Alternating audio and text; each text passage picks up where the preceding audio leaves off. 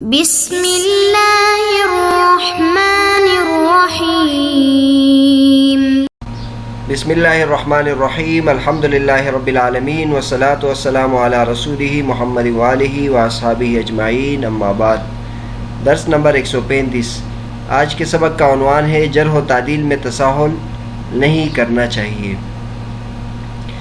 جرح و تعدیل سے متعلق حافظ ابن حجر رحمۃ اللہ علیہ نے چند مباحث ذکر کیے ہیں۔ بنیادی طور پر تو یہ کتاب جرح و تعدیل سے متعلق نہیں ہے، لیکن چونکہ جرح و تعدیل کا اصول حدیث کے ساتھ گہرا تعلق ہے، اس لیے حافظ ابن حجر رحمۃ اللہ علیہ نے اس کے چند مباحث ذکر کیے ہیں۔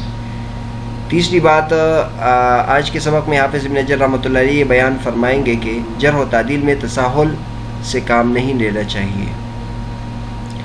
فرماتے ہیں وَلْيَحْذَرِ الْمُتَكَلِّمُ فِي هَذَا الْفَنِّ مِنَ التَّسَاهُلِ فِي الْجَرْحِ وَالتَّعْدِيلِ فَإِنَّهُ إِنْ عَدَّلَ بِغَيْرِ تَثَبُّتٍ كَانَ كَالْمُثْبِتِ لِحُكْمًا لَيْسَ بِثَابِتٍ فَيُخْشَى عَلَيْهِ أَنْ يَدْخُلَ فِي زُمْرَةِ مَنْ رَوَى حَدِيثًا وَهُوَ يَظُنُّ أَنَّهُ كَذِبٌ وَإِنْ جَرَحَ بِغَيْرِ تَحَرُّزٍ أَقْدَمَ عَلَى الطَّعْنِ فِي مُسْلِمٍ بَرِيءٍ مِنْ ذَلِكَ وَوَسَمَهُ بِمِيسَمِ سُوءٍ يَبْقَى عَلَيْهِ عَارُهُ أَبَدًا والآفة تدخل في هذا تارة من الهوى والغرض الفاسد وكلام المتقدمين سالم من هذا غالبا وتارة من المخالفة في العقائد وهو موجود كثيرا قديما وحديثا ولا ينبغي إطلاق الجرح بذلك فقد قدمنا تحقيق الحال في العمل برواية المبتدعات۔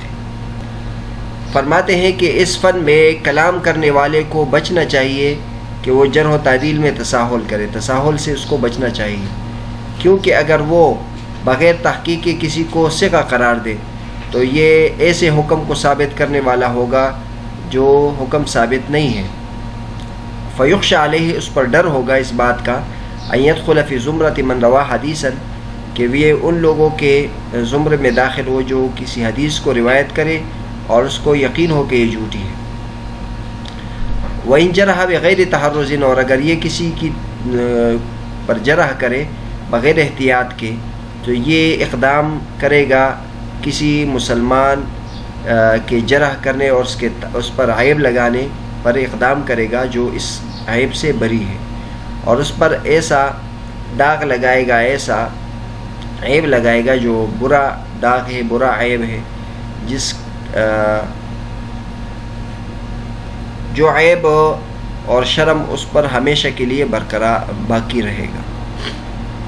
والآفة تدخل في هذا، اور یہ بغیر احتیاط کے تعدیل اور تجریح میں جو مصیبت آتی ہے اور اس کی جو وجہ بنتی ہے، کبھی خواہش نفس ہوتی ہے اور غرض فاسد ہوتی ہے۔ متقدمین کا کلام عموماً اس سے محفوظ ہوتا ہے، اور کبھی کبھی یہ جو بغیر تحقیق کے جرح اور تعدیل ہوتی ہے یہ عقائد میں اختلاف کی وجہ سے ہوتی ہے، اور یہ عقائد میں اختلاف کی وجہ سے جرح و تعدیل کرنا یہ قدیماً و حدیثاً بہت زیادہ موجود ہے۔ ولا ينبغي اطلاق الجرح بذلك، اور اس بنیاد پر یعنی عقائدی اختلاف کی بنیاد پر جرح کرنا یہ مناسب نہیں ہے، اور اس سلسلے میں ہم نے تحقیق روایت المبتدعہ کے بارے میں کے ضمن میں ہم نے تفصیل کے ساتھ بیان کر دیا۔ فقط قدمنا تحقیق الحال فی العمل بروایت المبتدعہ، مبتدعہ کی روایت یعنی مختلف فرقوں والے کی روایت پر عمل کرنے کے سلسلے میں ہم نے تفصیل بیان کی ہے، صفحہ نمبر 102 اور 104 میں۔ اس سبق میں حافظ ابن حجر رحمۃ اللہ علیہ نے یہ بات بیان فرمائی ہے کہ جرح و تعدیل میں تساہل نہیں کرنا چاہیے، اور پھر تساہل کے نقصانات کے بارے میں بتایا کہ تساہل کی وجہ سے کیا نقصان ہوگا، اور اس کے بعد پھر تساہل کی وجوہات بھی بیان کیے کہ عموماً تساہل جو ہوتا ہے وہ کیوں ہوتا ہے۔ تو فرماتے ہیں کہ تساہل نہیں کرنا چاہیے، اور تساہل کا نقصان یہ ہے کہ اگر یہ تساہل کرے اور کسی صحیح روایت ہے اور اس کو ضعیف قرار دے تو ایک شرعی حکم ثابت ہو رہا ہے اور یہ اس کو غیر ثابت قرار دے رہا ہے، اور یا ایک راوی غیر ثقہ ہے اس کو ثقہ قرار دے رہا ہے، تو اس کی وجہ سے ایک ایسا حکم ثابت ہو جائے گا جو حکم شریعت میں ثابت نہیں ہے۔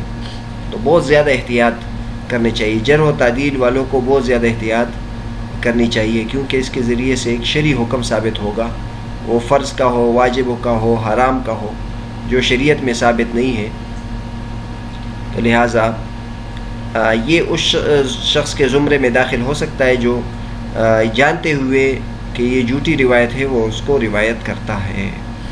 بظاہر تو براہ راست تو یہ اس قسم کی حدیث بیان نہیں کرتا، لیکن جب یہ کسی راوی پر کلام کرتا ہے کہ یہ ثقہ ہے جبکہ وہ ثقہ نہیں ہے، تو اس کی تمام روایات کو یہ ثابت قرار دے رہا ہے.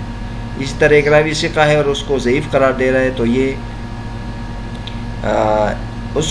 اس کی تمام روایات کو ضعیف قرار دے رہا ہے. تو لہٰذا اس سلسلے میں احتیاط سے کام لینا چاہیے. اور یہ حدیث شریف میں من حدث عنی حدیثا یرا انہ کذبا فہو احد الکاذبین، کہ جو یہ سمجھے کہ وہ جھوٹی حدیث روایت کر رہا ہے اور تو یہ بھی جھوٹوں میں شمار ہوگا. اور اگر یہ کسی پر جرح کرے بغیر تحقیق کے، تو اس سے ایک یہ خرابی بھی پیدا ہوتی ہے کہ ایک مسلمان ہے جو اس طعن سے بری ہے اور یہ اس پر طعن کر رہا ہے، جرح کر رہا ہے، اور پھر یہ ایسا عیب اس کو لگا رہا ہے جس کا وہ عیب ہمیشہ برقرار رہے گا. ایک تو یہ ہے کہ کسی کو زبانی برا بلا کہے تو وہ ایک مجلس میں ہوتا ہے، باقی نہیں رہتا. لیکن جو روات کے بارے میں جو جرح و تعدیل ہے یہ تو کتابوں میں محفوظ ہوتا ہے اور اس کو ہمیشہ نقل کیا جاتا ہے. تو یہ جو عار ہے یہ ہمیشہ کے لیے، اور یہ جو عیب ہے یہ ہمیشہ کے لیے اس پر برقرار رہے گا. لہٰذا بہت زیادہ احتیاط کرنا چاہیے. اس کے بعد حافظ ابن حجر رحمۃ اللہ فرماتے کہ عموماً یہ تساہل کیوں ہوتا ہے، یعنی بلا وجہ لوگ جرح کیوں کرتے ہیں اور بلا وجہ تعدیل کیوں کرتے ہیں. تو تعدیل تو نہیں لیکن جرح کے بارے میں بیان فرماتے ہیں، کیونکہ یہ جرح عموماً ضد کی وجہ سے یا حسد کی وجہ سے، غرض فاسد کی وجہ سے ہوتی ہے. اس کی وجہ سے حافظ ابن حجر رحمۃ اللہ فرماتے ہیں دو وجوہات ہیں. نمبر ایک تعصب اور نفرت، غرض فاسد اور حسد تعصب، اس کی وجہ سے جرح ہوتی ہے. مثلا کسی کے ساتھ نہیں لگتی اور وہ سے قرابی ہے لیکن اس پر جرح کرتی. اس کے بعد حافظ ابن حجر رحمۃ اللہ فرماتے ہیں کہ یہ جو جرح ہے متقدمین کا کلام اس سے زیادہ تر محفوظ ہے، کیونکہ متقدمین میں تقویٰ طہارت پرہیزگاری زیادہ تھی. وہ دین کے معاملے میں خلاف شرع امور سے بچتے تھے، بہت زیادہ اہتمام کرتے تھے. متاخرین میں اس کا زیادہ ہے، متاخرین میں اس بنیاد پر زیادہ جرح ہوتی تھی. یہاں غالباً کا لفظ استعمال کیا ہے، یعنی متقدمین میں بھی بعض جگہ ہے، لہٰذا اس کا انکار نہیں ہے. متقدمین میں کے ہاں بھی کبھی غرض فاسد کے لیے جرح ہوتی ہے، لیکن اکثر و بیشتر متاخرین میں یہ جرح ہوتی ہے. دوسری جو وجہ ہے مخالفت کی، وہ عقیدے کی وجہ سے مختلف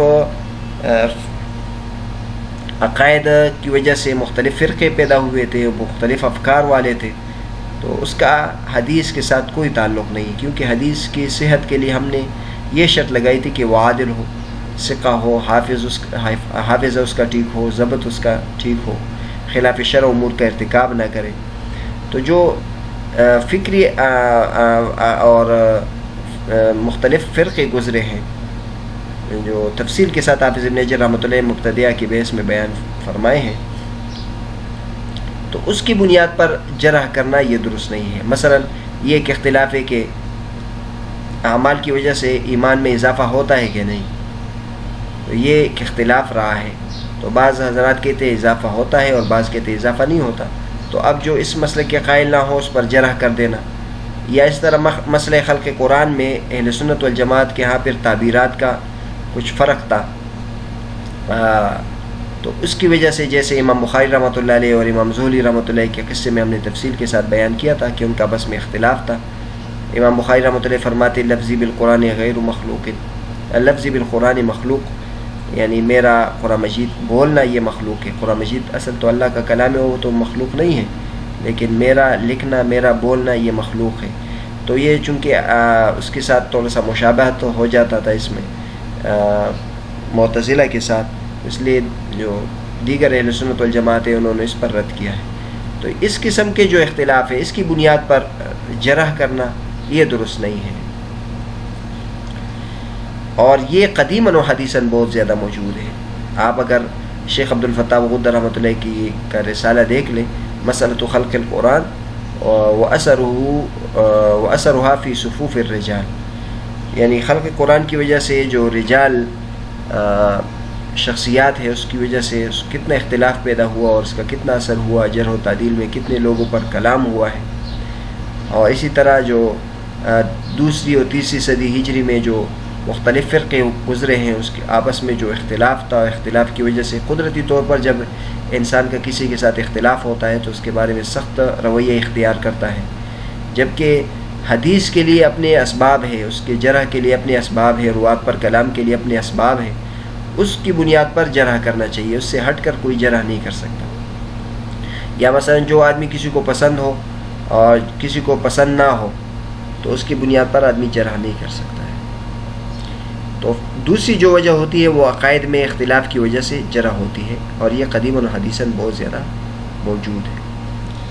حافظ ابن حجر رحمۃ اللہ فرماتے ہیں لا ينبغي اطلاق الجرح بذلك، اس کی وجہ سے جرح نہیں کرنا چاہیے.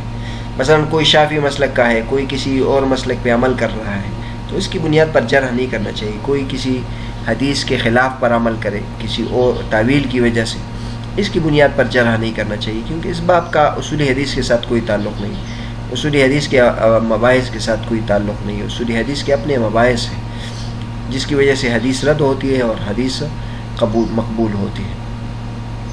تو بہرحال ہر فن کے لوگوں کے اپنے احکامات لگانے کے اپنے اسباب ہیں.